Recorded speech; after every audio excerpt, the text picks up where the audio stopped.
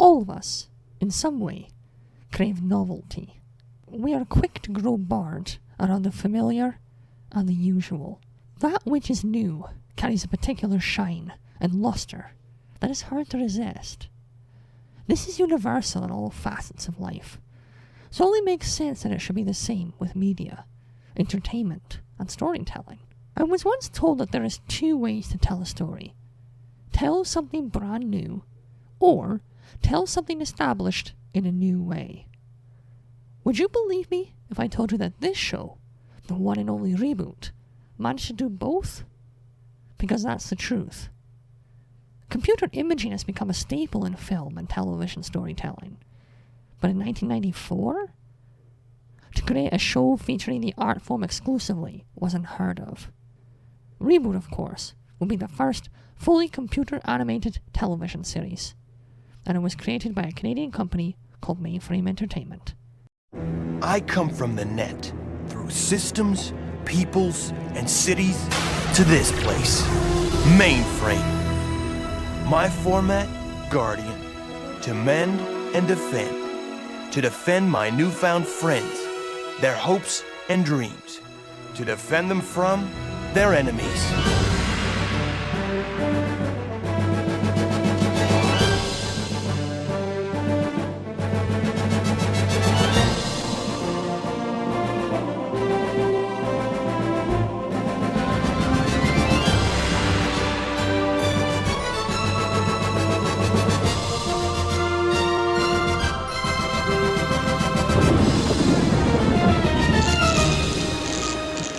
They say the user lives outside the net and inputs games for pleasure. No one knows for sure, but I intend to find out. ReBoot! And here's the thing. That's cool and all, but why should anyone care? Why is this show worth remembering? Why does every Canadian of a certain age swear by this show as one of the best? That's not a short and quick answer, but it is one that I hope to answer the next few weeks and months as we explore this series. I find the best place to start learning is by asking questions. So that's what we'll do. Question number 1. What is ReBoot and why should I care? ReBoot was a half-hour, fully computer-animated television show aimed at young audiences. It was set in a computer, in a city called Mainframe.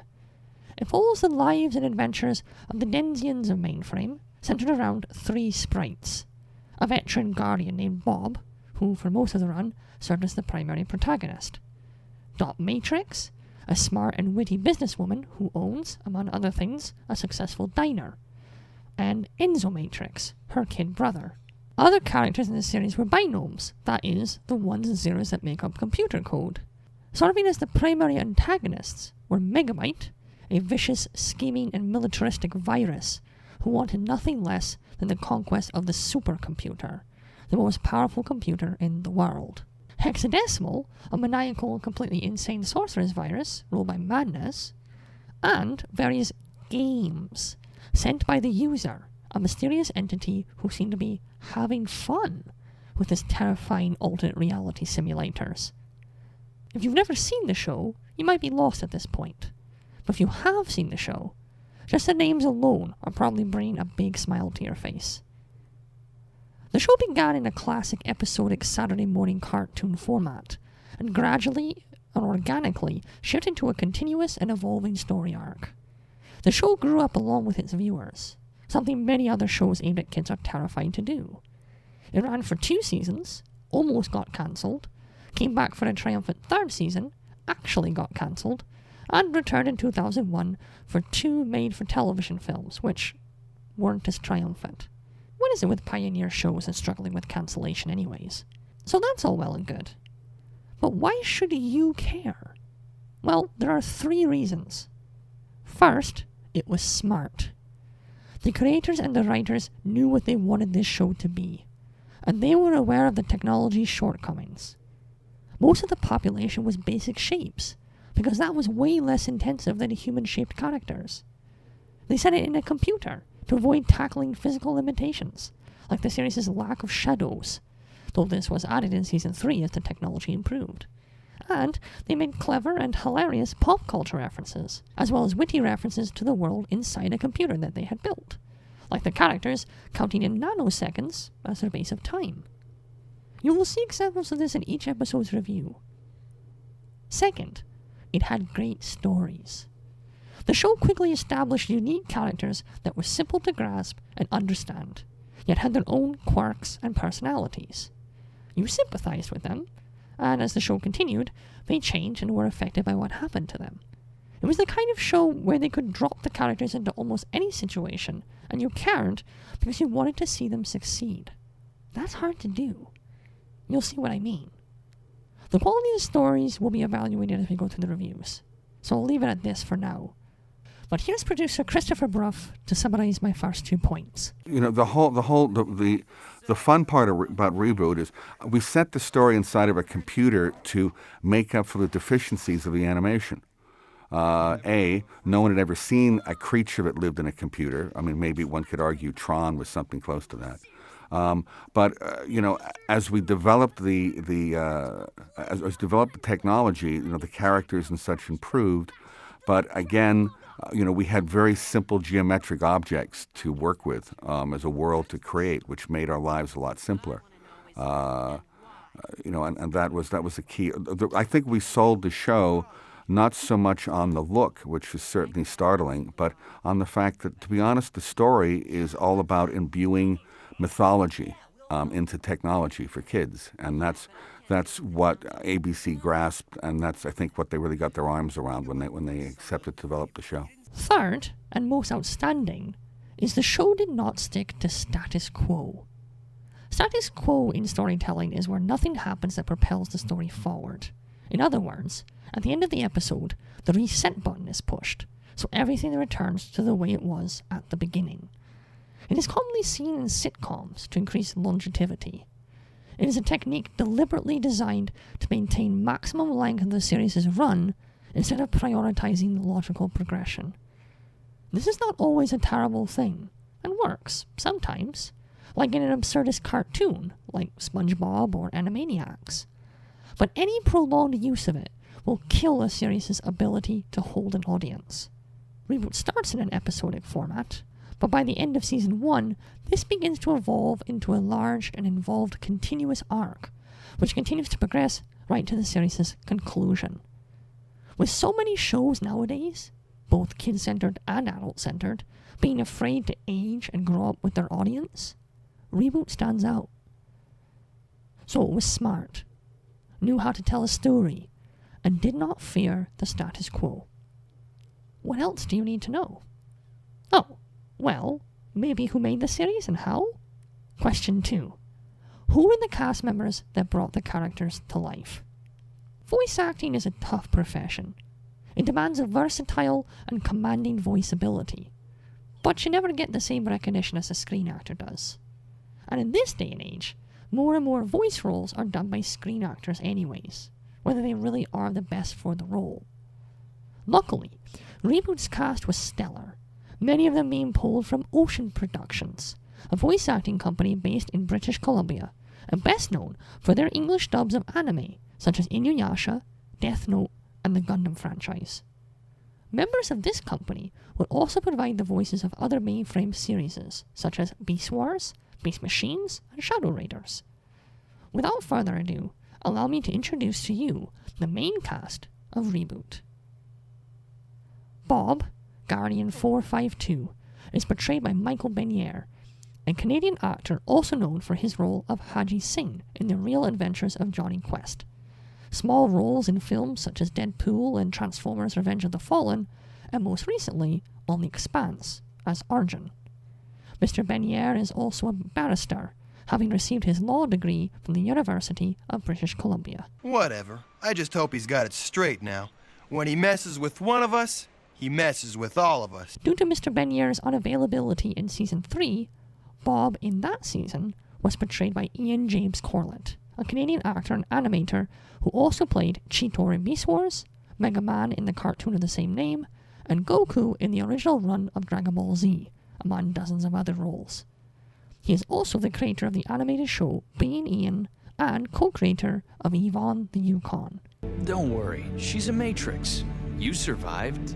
I know she'll have found a way to do the same. Dot Matrix is portrayed by Kathleen Barr, a Canadian actress also known for her roles as Kevin in Mary's in Ed, Edd and Eddy, Botanica in Beast Machines, and various characters in the My Little Pony series, along with countless others.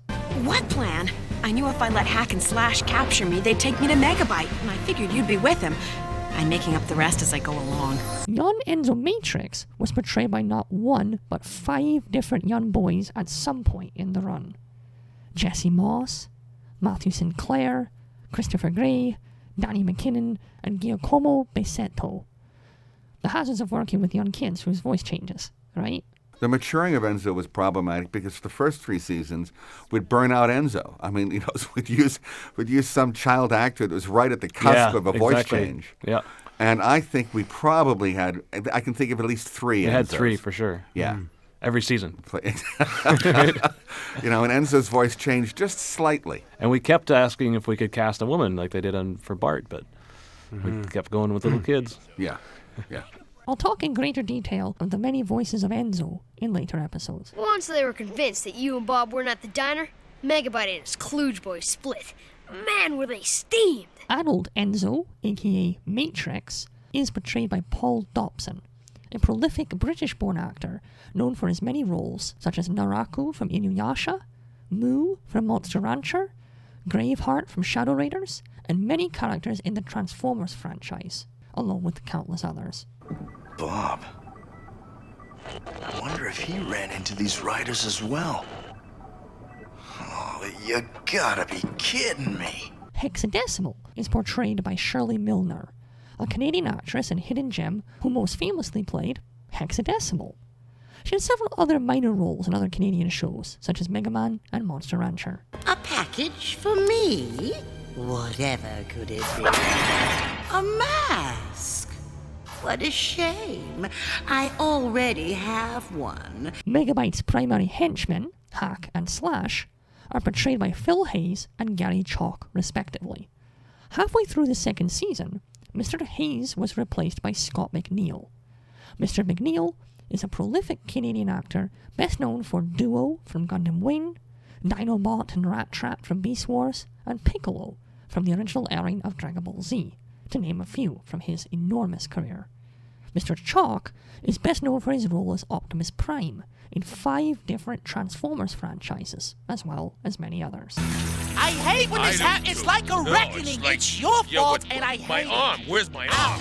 Megabyte was played by the late and great Tony Jay, a British actor who began his career on the stage with the Royal Shakespeare Company. Quite the pedigree.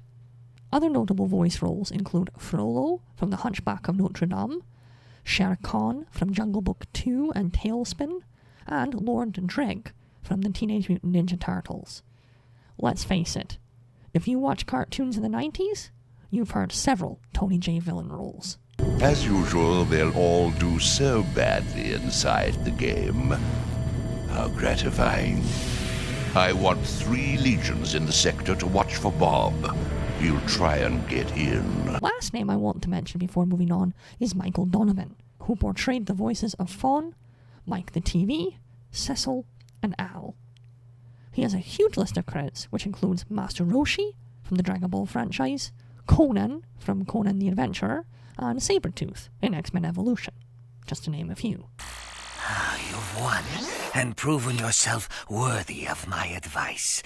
What did you need? Other voice actors were integral to bringing the show to life as well, but I'll mention them as they are introduced in the series.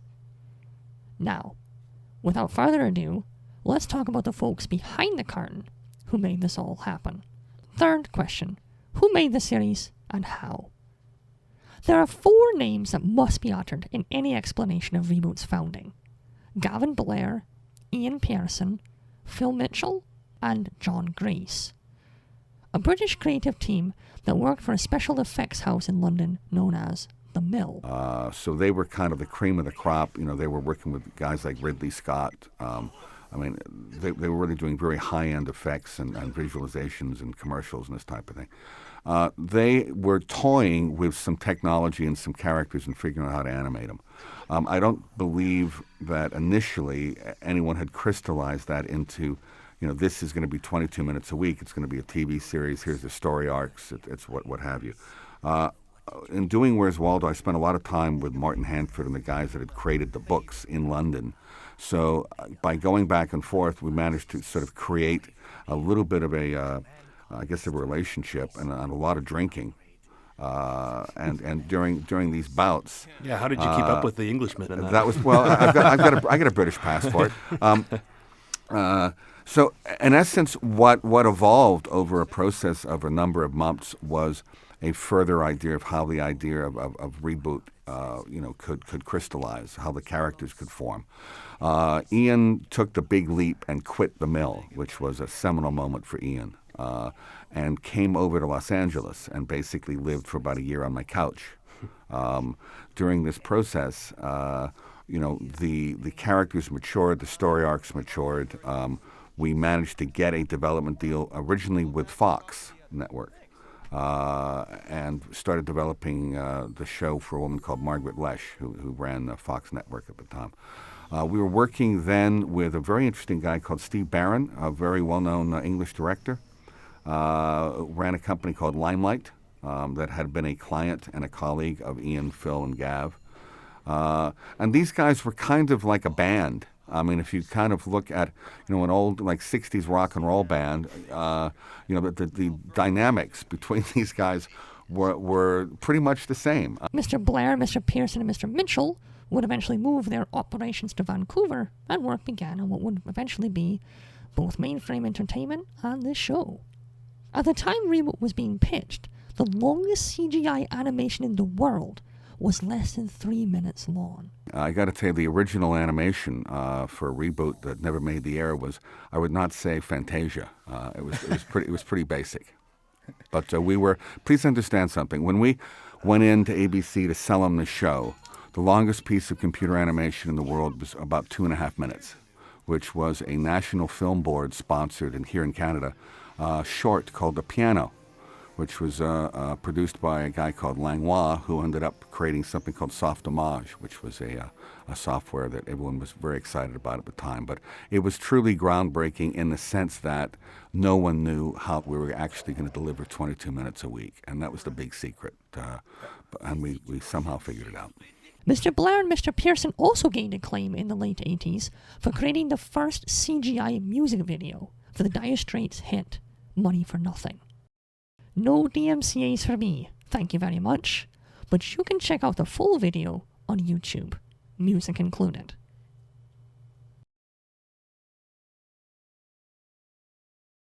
If anyone was going to pioneer a new medium of storytelling, it would be these guys. Producer Christopher Bruv talks about their humble beginnings. We actually started Mainframe in 3 adjoining hotel rooms. Right. Which was where I had my first interview, and I started working as an animator. Yeah. And I remember coming in, and there were computers on the nightstands, basically, and people were sitting on beds animating on these on these SGI, super expensive SGI computers sitting on the nightstand.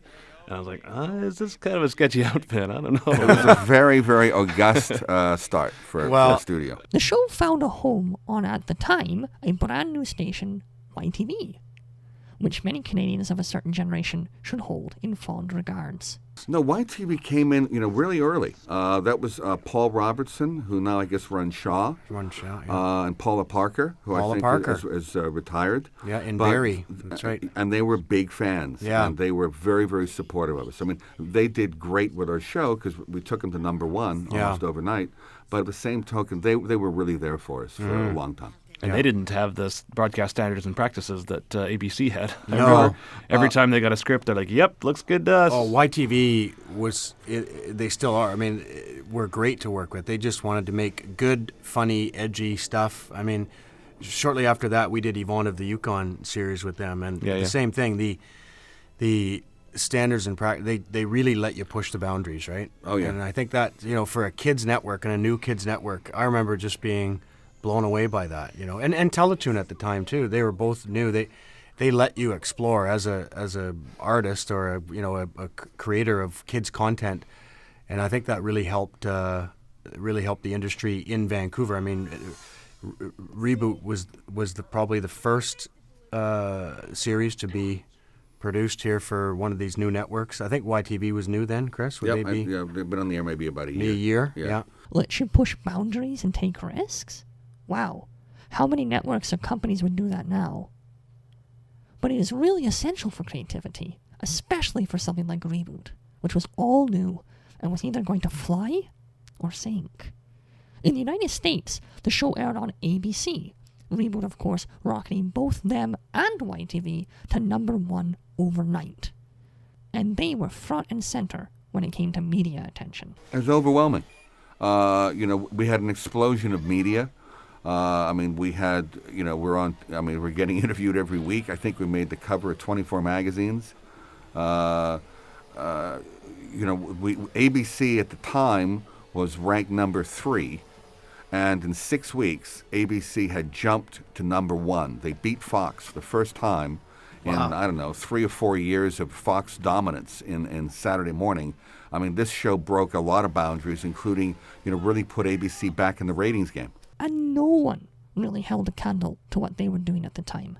Not for many years was there serious competition. Even Pixar's Toy Story came out a year after ReBoot debuted on television. We were halfway through the first season. I was walking down the halls one day, and the thought occurred to me, when am I going to see the next piece of computer animation? I think we had an amazing run of 3 or 4 years, and virtually every show we did went to #1 like overnight. I mean, it was an amazing run.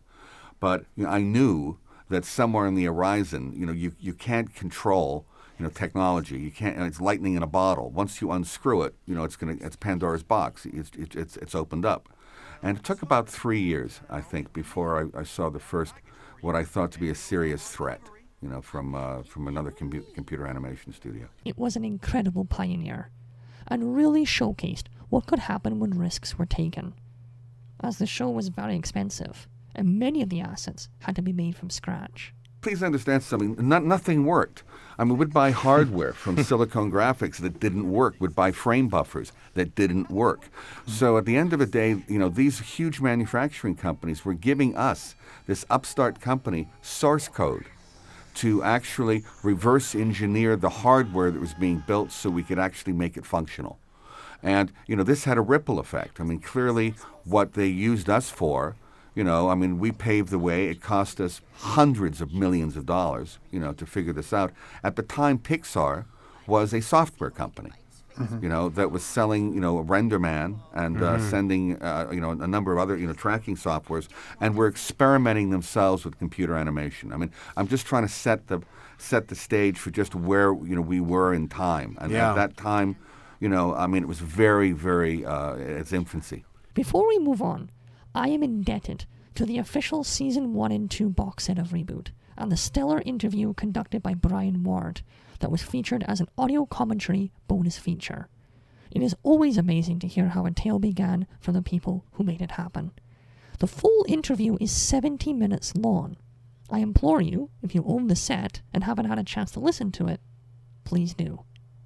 Fourth question. Will this series be reviewed similarly to the signpost up ahead? Yes, that's an easy answer. The review series will follow the exact same scoring system implemented in my previous review series. Each episode will receive a score out of 3 fedoras, thus creating 4 distinct categories. 0 out of 3 means abysmal and irredeemable.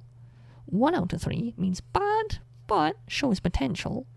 2 out of 3 means good, but lacking something. And 3 out of 3 means excellent and praiseworthy.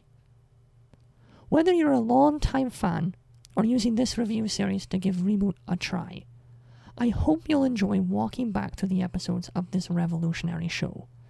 And please know that whatever score the episodes get for their narrative prowess, that just like The Twilight Zone, this series served as a gateway into a new avenue of visual storytelling. I'm the guy who wears a hat. and I'll see you very soon. It's amazing that the show has a lot of resonance. You're right. There is an enormous fan base that grows, and the great thing is that I've gotten letters from, people that remember watching it as kids that have reintroduced the show to their kids. And that it's great going. We travel all over the world, and almost in every country I can find ReBoot, even to this day, on air. It's remarkable. And in my career, at a certain point, I started working with animators who were watching ReBoot when they were kids, and they got into animation because of ReBoot. And here I am directing them, on animated projects that, that they were inspired to work on because of the work that I had done when I was younger. Yeah, I'd say for me, it was just seeing all this early development and then seeing it come to life in full color and just being, as an artist, just being blown away by what these guys were able to do with pencil sketches and technology at the time. Like Chris says, I mean, if you look at where Pixar was at the time, and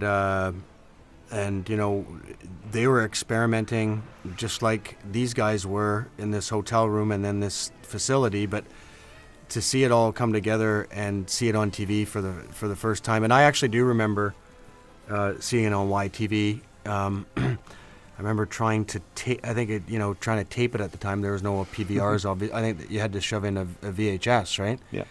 And I think I still have that VHS somewhere of the original episode. But just seeing these characters come to life, the world, I think it blew a lot of people away, and it continues to this day.